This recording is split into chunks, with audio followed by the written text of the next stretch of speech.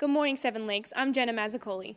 And I'm Emily Falvey. Welcome to this edition of the SLAMcast. The theater program is hard at work on their fall production. Our team went out and gathered some information from the cast and crew of 12 Angry Jurors. Let's take a look. Hi, I'm Jackson Curtis, and I'm here with Daniel Grisco, who plays juror number 8 in the upcoming play. Can you tell us what the play is all about? 12 Angry Jurors is basically 12 Angry Men, which I know the sophomore academic class is reading this year. We've changed it to 12 Angry Jurors because, obviously we have women in it, so we have to make it a co-ed cast. And so that's the name of the show. And it's basically 12 jurors who are locked in the jury room deciding on a boy's fate, whether or not he's going to get the death penalty or not. And they have to make this decision in a certain amount of time, and they can't leave the room. As juror number 8, do you have any similar traits? Well, I'd say juror 8 and I are kind of different because she always knows what's the right thing to do. And I don't know. I'm in high school, so whatever. But she's really a great person to be around, and she really knows what she's doing with her life. So, what is the most challenging aspect of acting? Altogether becoming a completely different person than you are. And sometimes you have things in common and sometimes you don't.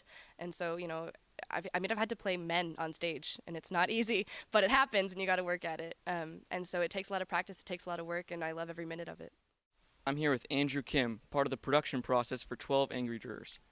As a master carpenter, what are your duties and responsibilities? I'm in charge of building the set. As you can see, the walls are up. First we build, and then we put up the walls, and we paint. How does this play compare to other plays you have helped with in the past? Well, this play is a little bit smaller. The cast and crew are both a little bit smaller, but we're working hard, and hopefully this play is just going to be just as big as the other ones. I'm also here with Maddie Richburg, who plays a big role in the play The 12 Angry Jurors. Her job is the assistant technical director. Can you tell us a little bit about that job? As assistant director, I helped design and draft the show and helped crew construct it. What do you enjoy most about being part of production like this at Seven Lakes High School? I really enjoy getting to make friends and stuff after school and hanging out with everyone, and then the sense of accomplishment I feel after we put the show on. Hi, I'm Zach. I'm the master electrician for the show.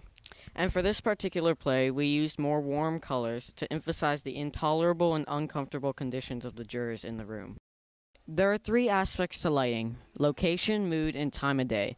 Lighting also adds a great dramatic effect to the production that most people would overlook. Hi, my name is Katie Wynn, and I'm the stage manager for the show, 12 Angry Jurors. And right now we're just finishing up the touch-ups for the paint, and my scenic designer, Brian, is adding texture to the walls to just add depth and color to the set. Tell us about your part in the play.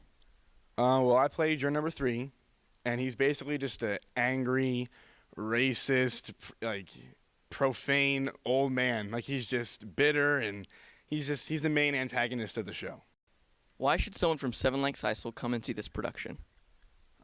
Students from Seven Lakes should come see this production because, well, besides being a good show, it's a true psychological drama, and, all the pennies go back to Studio 7, so everybody come see it.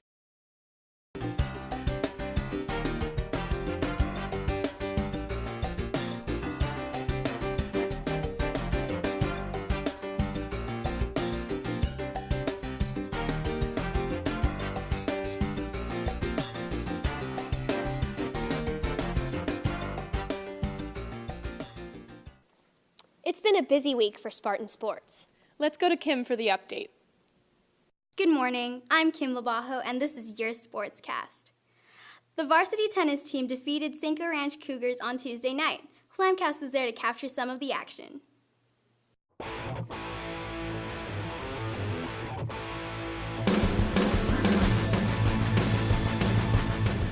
So the Seven Lakes Spartans always have a great tennis team, so tell me, how do you guys prepare and get ready for your upcoming matches?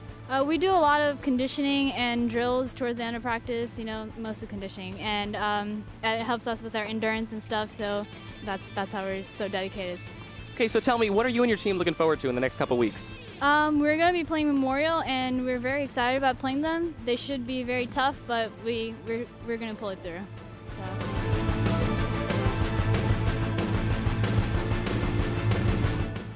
The varsity volleyball team couldn't quite prevail against their crosstown rivals, the Katy Tigers. Let's catch some of the highlights. The Seven Lakes varsity volleyball team played a tough match against Katy High School this past week and was led by Michaela Daniels with 13 kills. After the match, we had a chance to talk with co-captain Caitlin Connor. To get motivated before games, we just talk to each other and let each other know that we trust each other and we need to give 100% all the time, and we play for our teammates. Tonight's game we played Katy. We lost, but it was a hard-fought loss. And this Friday we're playing Cinco. We just know we have to prepare for that. And we need all our fans there because we really need to win it.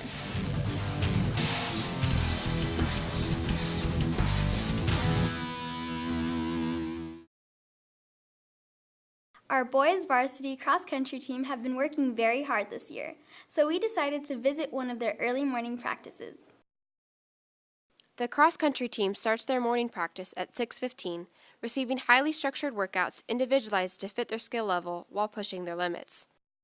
Recently, at the Region 3 preview in Humble, Texas, the varsity finished in 4th place with spectacular performances from the top two, Chandler Rathke and Roderick Bell, who have achieved elite status in the state with their marks.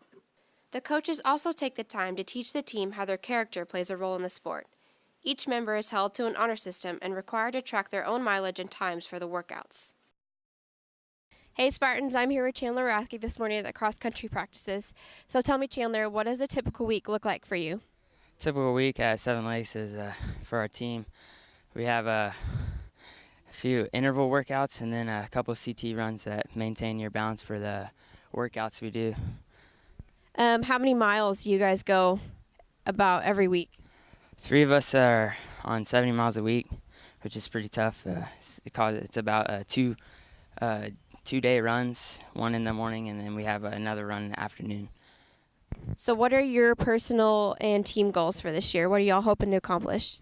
Right now we're trying to get to the district meet place, and right now we've been slipping a little bit, but I think these workouts are going to help us get towards that, getting a district title and hopefully a regional title, and then on to the state meet. So what motivates you to run so much here every morning? Well, we have something called logbook sessions where our coach talks to us about all the motivation we need for these runs to get it in. These runs are hard to do, but what he tells us, it makes us just want to run. Well, thanks, Chandler. We wish you all the best in your district meet. Since our football team is coming off of a bye week, I went out to the practice field to interview one of our varsity players. Hi, I'm with Bart Ugribu, our outside linebacker on our varsity football team.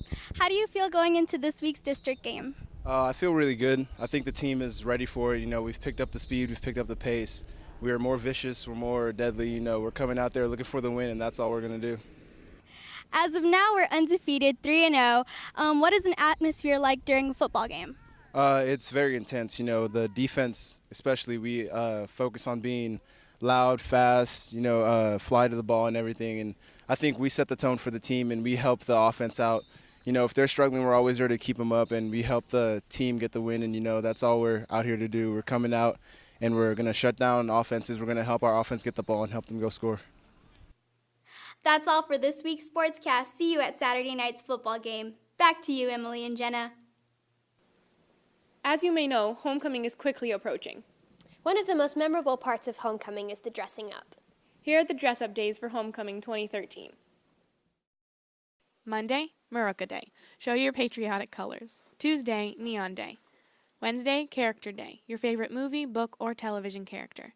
Thursday, Mom Day. And Friday, Gatsby Day.